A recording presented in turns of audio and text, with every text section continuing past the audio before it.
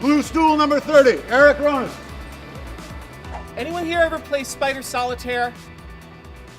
Do you know what it is? Okay, fine. So I play Spider Solitaire on my computer pretty much every day, and sometimes I become like so obsessed because it's really hard because I play with all 4 suits, which is the advanced level. And there have been times when like I'm at it for 2 or 3 hours. I mean, literally trying to be like, just make all these suits. I have to win. And so there's something in Spider Solitaire called the hint function. You are aware of this? I was not aware of this, actually. And one day, after a particularly like 2-hour stressful period of trying to figure out, why won't the 8 of spades move on to the, the 9 of hearts that way? Why can't I do this? I'm like, all right, what is this? Hint function. So I pressed hint function. And it lit up like 6 of diamonds, 5 of diamonds, 4 of diamonds, and it went like magically goes over here. It's like, oh. I've been staring at it for like an hour and a half and I couldn't see it. Do you know what I mean? And so I was dubious, but I'm like, all right, put it there. And lo and behold, the hint function worked. I won the game. Like 3 minutes later, I was like, oh my God, thank you, hint function. And I thought to myself, why does that work? What is it about my obsessive stressing on something, so focused and committing my energy to it, that wouldn't let me work through a problem that somehow some like, I don't really care, hint function was able to do for me, okay? So that's my first story. I'm a faculty advisor. Many of the faculty here are, and you students, you all have faculty advisors. So I occasionally have a student come in who is, and I have to do this with my class, and I have to do this with my program, or like that, right? And I'm like, have you thought of this? And I'm like, the hint function.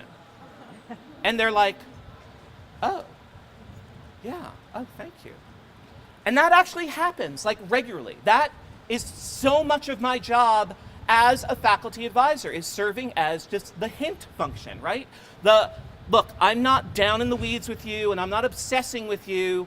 I just have this kind of different perspective and I'm able to tell you something. You can take my advice or not, but more frequently than not, that perspective that's not in here actually is helpful, especially when a student is really, really stressing out.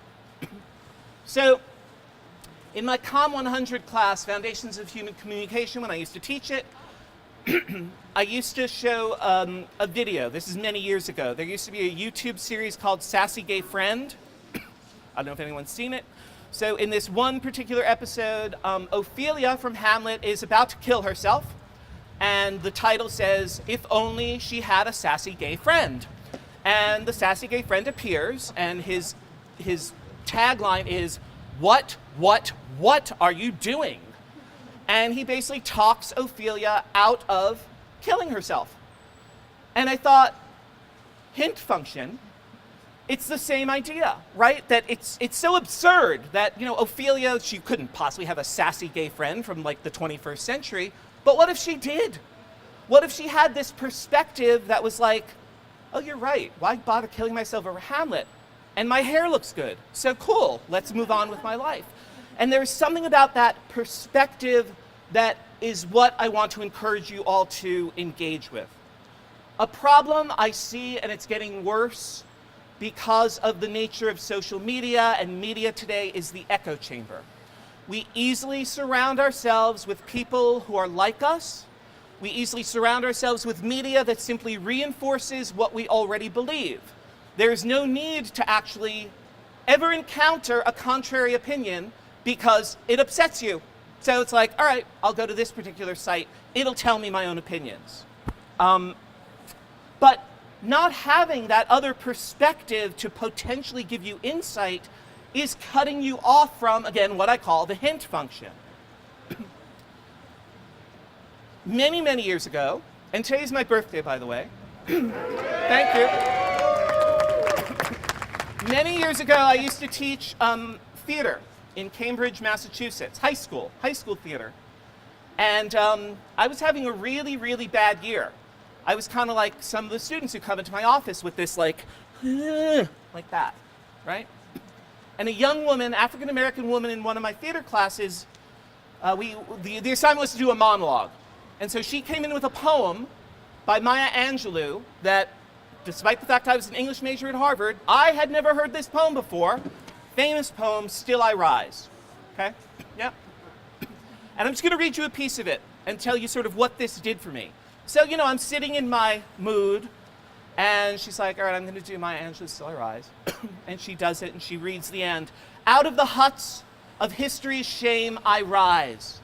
Up from a past that's rooted in pain, I rise. I'm a black ocean, leaping and wide, welling and swelling, I bear in the tide. Leaving behind nights of terror and fear, I rise. Into a daybreak that's wondrously clear, I rise. Bringing the gifts that my ancestors gave, I am the dream and the hope of the slave. I rise, I rise, I rise. And that touched me in a way that all of my friends who were like, oh, Eric, you'll be fine, blah, blah, blah, or my mother on the phone being like, well, you need to, it did something for me. It was a hint function. I'm not a black woman, okay? And it's sort of like, well, how could that speak to me? But it did. It somehow made me go, oh. And it's something about humanity. And humanity is much more than just this, right? It's like all of this. And so my point today is to embrace the humanities in general, to embrace the larger perspective on the human condition, and in particular appreciate the benefits of diversity and inclusion on campus and in our curriculum. That otherness is actually really integral into thinking and appreciating not just the world, but yourself. It provides the hint function that sometimes we so desperately need. So I encourage you to seek out otherness rather than sameness, even though that is very difficult for many of us. And I have written a clever little ending. Again, I remind you, it is my birthday, so if you find it corny, you will clap anyway. Hopefully you will take this hint from me, get out of your personal echo chamber, and dive into the complex and varied depths of humanity, and soon enough you too will rise. Thank you.